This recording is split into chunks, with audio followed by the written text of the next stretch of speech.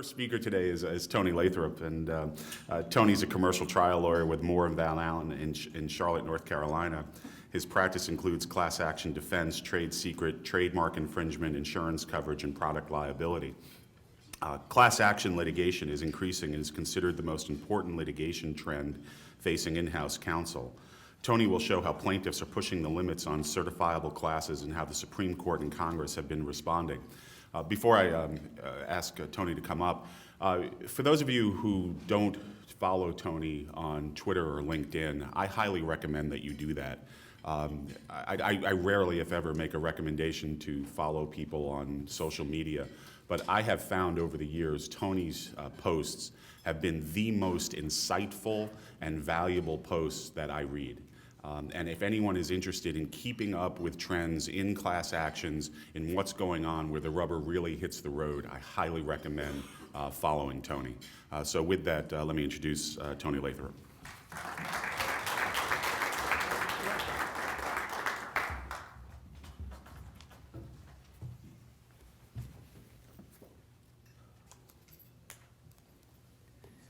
A number of you have asked, and this is my lucky Carolina Panthers tie.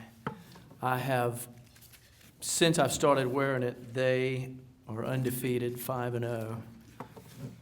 They actually have played good teams. They took down the NFC champion Seahawks last week. Prime time against the Eagles tomorrow night.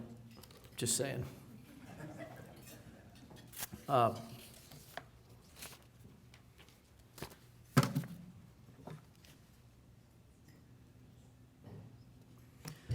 All right, if you look at social media and the recent Supreme Court cases, you'll see that companies are on the defending end of lots of class action lawsuits, products, securities cases. It's on the rise. Significant risks to businesses, corporations, and it's important to prepare and to know what's coming.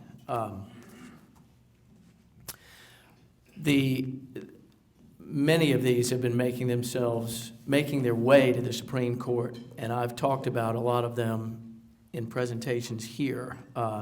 Congress is getting into it, and also there's a committee on federal rules that's starting to consider addressing class actions as well. I'm going to talk about that. So 54% of major companies are currently litigating class actions. That's trending up. More than 1 in 3 are managing multiple class actions. That's up 25% from last year. And on average, companies are managing at least 5. I want you to at least think to yourselves. We don't really have time for audience participation about what you think are the most prevalent. Data privacy is what's coming. Consumer fraud is 30%. Labor and employment is 23% of class actions. Securities 10%. Products 8%. But 30% of corporate counsel say that data privacy cases are the next thing, the next big wave. Witness the Ashley Madison and such that was discussed yesterday. Of course, I had not ever heard of that website before yesterday. Concerns over data privacy, though, are rising steadily year over year. Spending is up. That's expected to rise. It's over $2 billion for the largest companies. And the biggest spend right now, consumer fraud, is almost 25%. Labor and employment is just over 20% of that spending. From a time standpoint, 53% more time managing class actions over the last few years. On a weekly basis, in-house counsel are averaging a little over 9 hours per case per week. So if you're managing 5, that's about 50 in-house counsel hours per week managing those cases. More and more of them are getting to be bet the company type cases. There's a big survey that says that more and more folks in-house are thinking that class actions are the most important and critical type of litigation that they're starting to face. Almost 20% have said that these cases are becoming bet the company for them. Over half are getting settled now. The majority of the settlements are coming before certification. So that's why it's critical to prepare, to know what to expect, and what the trends are to try to minimize these risks.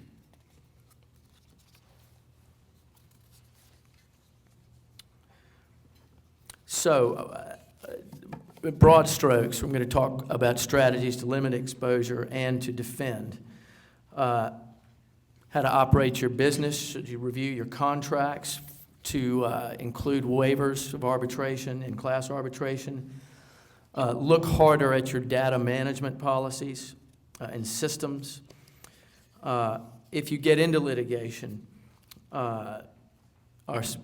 when to make a settlement offer, challenges to standing or scope of the class, and other challenges to certification to try to head that off.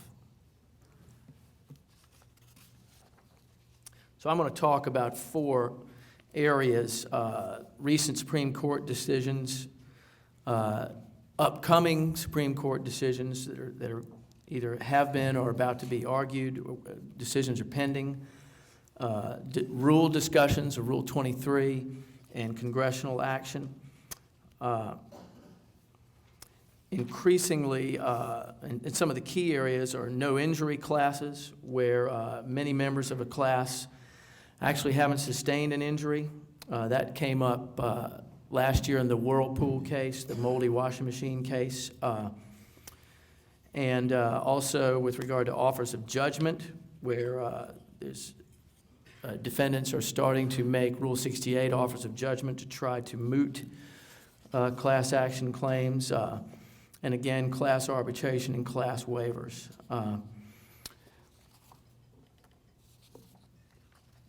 So first, with the recent decisions, there's 3 of them I want to touch on: Halliburton, Integrity Staffing, and the Dart Cherokee.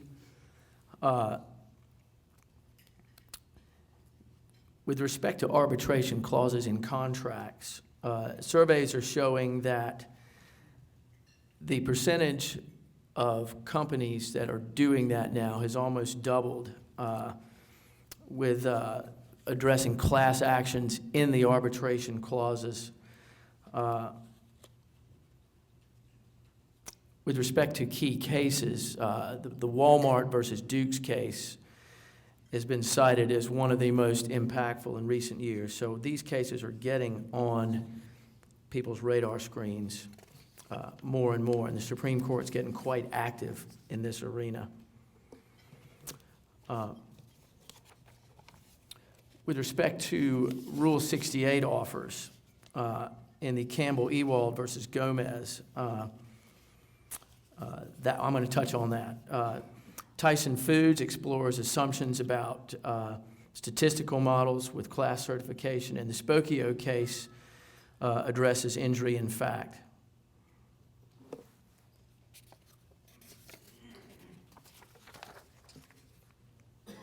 Congress, a bill was introduced this past summer and is making its way now through Congress, through the Judiciary Committee.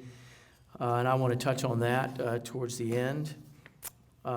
First, with respect to Halliburton, this was a securities case, and in a nutshell, it left intact the fraud on the market theory, but gave companies an avenue a right to rebut the presumption for class-wide reliance. So just to dig into that a little bit, as many of you probably know, a plaintiff must prove reliance on the alleged misrepresentation under Rule 10b in the Securities Exchange Act. A 1988 case, Basic, recognized that requiring direct individual reliance proof of a misrepresentation would cripple plaintiff's class actions. And so that case, in that case, the court endorsed a rebuttable presumption of reliance on the theory that if a security trades in an efficient market, all public material information is reflected in the price, and purchasers and sellers can rely on the integrity of the market price, and they also rely indirectly, therefore, on any material misrepresentations which are reflected in that price.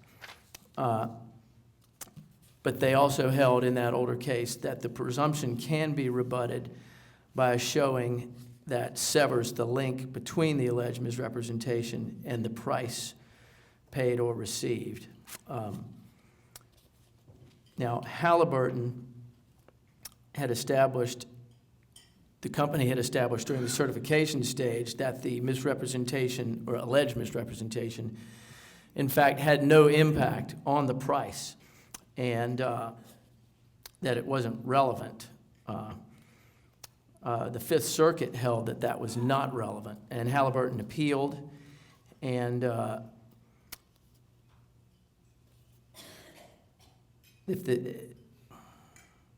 are the questions, basically. Should the court modify the presumption in Basic, and should the defendants be allowed to rebut it? And they ruled they left intact that fraud on the market theory, but bolstered the right to rebut it. And therefore, that was a help for defendants in those securities class action cases. The plaintiffs still have that big presumption benefit, but a number of the justices argued that Basic should have been overruled. The integrity staffing case, let me switch forward, involved employee theft. And in a nutshell, the court ruled that employees were not entitled to be paid while they were going through screening to deter theft. As I noted earlier, labor and employment cases are the second most prevalent. And employee theft continues to be quite costly. So in this case, the Supreme Court found that the security screening was required, and the fact that it only benefited the employer was not enough to require them to pay the employees. And you know, that's it in a nutshell. I'm going to skip over it in the interest of time. The Dart Cherokee case regards the amount in controversy, and the court cleared a path for companies seeking to remove. Most of you probably know that the Class Action Fairness Act provides a $5 million threshold for removal. And in this case, the defendant simply said that in the removal notice that the amount sought exceeds $8 million, although it later provided evidence that it was 11. The court held here that there was no evidence required in the actual notice of removal, and all that's required is a plausible allegation that the amount in controversy is met, and that there's no presumption against removal, which is an important consideration. And if you're defending and that issue comes up, it is important to note that even though the threshold for removal is low, that there's a pretty good chance you will have to provide evidentiary support for the amount in controversy if there's a challenge to that removal notice.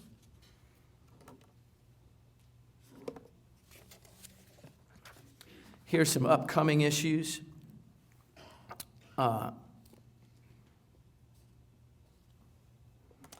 In the Campbell-Ewald case, oral arguments were just held a couple of weeks ago, and that's a Telephone Consumer Protection Act case. Lou, I know you guys handle a lot of those. And defendants have been taking positions that offering complete relief to the named plaintiff under Rule 68 with an offer of judgment renders the class action moot. So that's the issue in this case. Does it moot the individual claim, and is it different with respect to class actions asserted by the plaintiff if the offer is made before certification?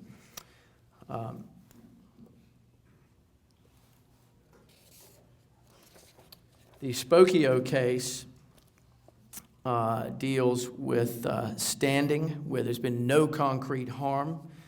And in a nutshell on that one, the question is whether Congress may confer Article III standing upon a plaintiff who suffers no concrete harm and who therefore could not otherwise invoke the jurisdiction of a federal court by authorizing a private right of action based on a bare violation of the federal statute.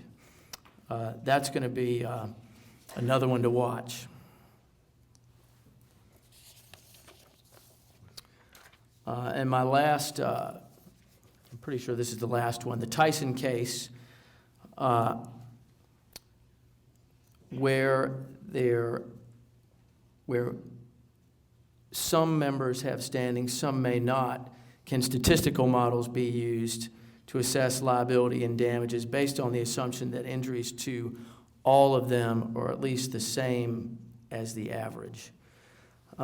This arose in the Whirlpool moldy washing machine cases, and generally an uninjured party or one that has no legal right to a remedy would lack standing. The no-injury class raises the question of whether all members of a class must have standing for the action to proceed, or whether it's enough for just some of them to have standing.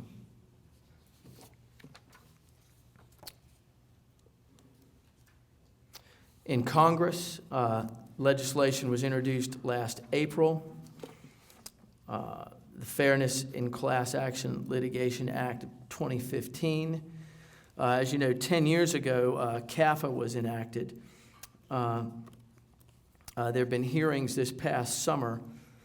One of the main issues is whether Congress will impose limits on a court's ability to certify classes where members haven't suffered the same alleged injury and damages. It also, as it is proposed now, requires proof of similarly alleged damages using admissible evidence at the certification stage. Finally, there's a group of professors, scholars, attorneys that are active in the class action arena and judges mulling over a number of changes to Rule 23. These issues that I've listed, let me get to my next slide. These are some of the key issues. Settlement procedure, cypre, settlement-only certification, settlement objectors, and 3 or 4 others. They're in the process of meeting now, and they're not sure how it's going to turn out, but or whether they're going to be formal proposals, but it's something certainly to look out for. So now, my last slide, and this is a takeaway for you all. Strategies, day in, day out. The integrity staffing case is something to take into account in employee theft situations. And of course, class waivers, monitor that. That's very relevant to your contracts and your arbitration provisions in your contracts. With regard to actual lawsuits, if you've got securities fraud cases, be mindful of the Halliburton case and the presumptions, removal with respect to Dart Cherokee, Rule 68 offers of judgment, and no injury classes. So with that, I will conclude, and that last slide is a good takeaway of what to remember. Thank you very much.